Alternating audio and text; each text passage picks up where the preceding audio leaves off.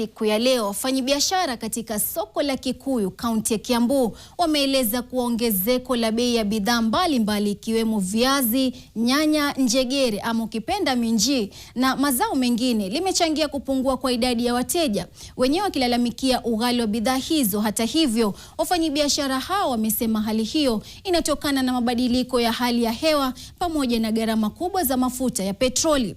Abraham Gadesha anaarifu.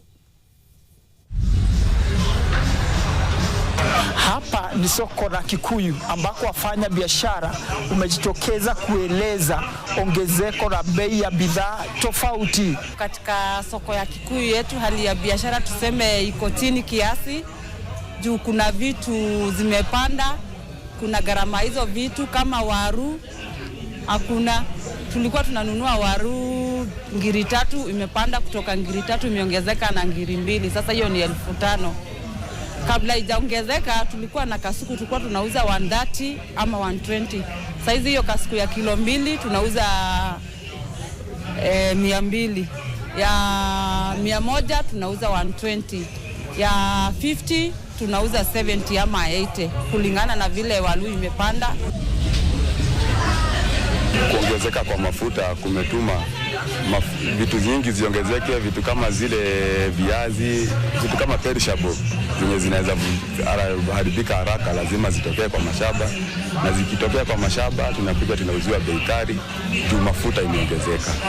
So economy imekuwa juu katika biashara zetu. Sasa hii mingi imepanda sana. Tulikuwa tunanunua kilo na shilingi 60, sasa tunanunua kilo 100. Hii kasuku ya kilo 2 tulikuwa tunauza 150, sasa tunauza 200. Kwa hivyo hii baridi yenye mvua ndio nyaka na kaacha mapema, baridi imechoma mingi. Kwa hivyo biashara ya mingi sasa imekuwa juu sana, imekuwa kali. Ndio hata wateja hakuna pesa.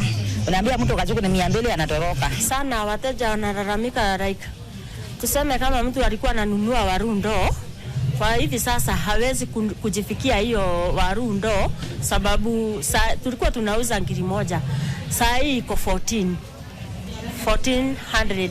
Mapendekezo yangu kwa serikali ni watuangalilie uchumi, watuangalilie kitu yenye inafaa.